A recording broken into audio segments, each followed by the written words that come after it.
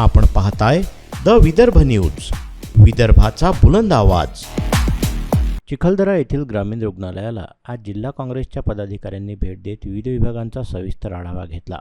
रुग्णालयातील आरोग्य सेवा, उपलब्ध सुविधा, औषध साठा, डॉक्टर व कर्मचाऱ्यांची उपस्थिती तसंच रुग्णांना दिल्या जाणाऱ्या प्रत्यक्ष उपचारांची पाहणी यावेळी करण्यात आली। या पाहणी दौऱ्यात खासदार बळवंत वानखडे, खासदार दयाराम काळे, माजी जिल्हा परिषद सभापती तथा माजी मंत्री यशोमती ठाकूर, जिल्हा युवक काँग्रेस अध्यक्ष राहुल येवले, जिल्हा उपाध्यक्ष पंजाबराव नाईक, तालुकाध्यक्ष सहदेव बेलकर, शहराध्यक्ष जहीरभाई तसेच विलास बोरेकर, राजेश शमलंकर, अनिकेत ढेंगळे व इतर पदाधिकारी यावेळी उपस्थित होते। पदाधिकाऱ्यांनी सर्वप्रथम आपत्कालीन विभाग, प्रसूती कक्ष, औषध वितरण कक्ष, तपासणी विभाग आदी ठिकाणी जाऊन परिस्थितीची पाहणी केली। रुग्णालयात उपलब्ध औषधांचा साठा, तपासणीसाठी लागणारी उपकरणं आणि आवश्यक मनुष्यबळ याबाबत संबंधित अधिकाऱ्यांकडून सविस्तर माहिती घेण्यात आली। यावेळी काही रुग्ण व त्यांच्या नातेवाईकांशी संवाद साधून उपचाराबाबतचे त्यांचे अनुभव, अडचणी आणि अपेक्षा जाणून घेण्यात आल्या।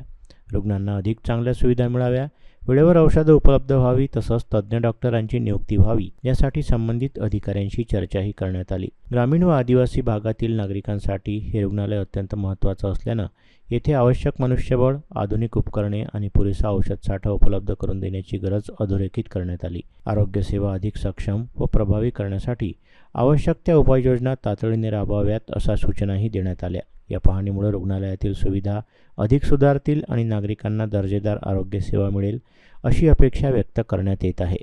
आम्ही कालपासून मेळघाटच्या दौऱ्यावर आहे। आदरणीय खासदार यांच्या प्रमुख उपस्थितीमध्ये आम्ही गावोगावी जाऊन भेट देतो आहे, लोकांना भेटतो आहे। आज चिखलदराच्या या ग्रामीण रुग्णालयामध्ये इथं आलो आहे। इथे डॉक्टर गायब आहे। डॉक्टर 8 दिवसापासून आलेले नाही। एम एस 8 दिवसापासून आलेले नाही।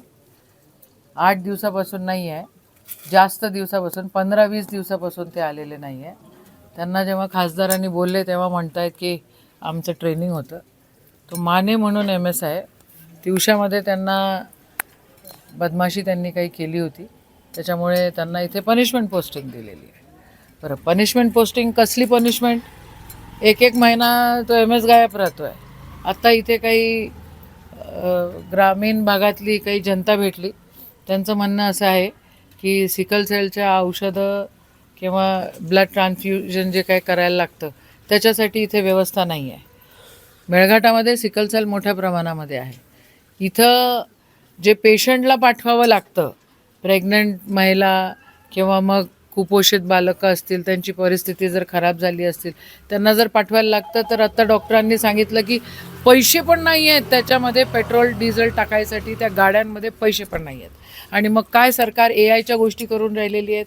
या ठिकाणी 8 दिवसाची ट्रेनिंग होती म्हणे, आजची 23 ते 28, आजची 4 तारीख आहे। MS गायब आहे, औषधं नाही आहेत, या ठिकाणी पेशंट्स नाही आहेत।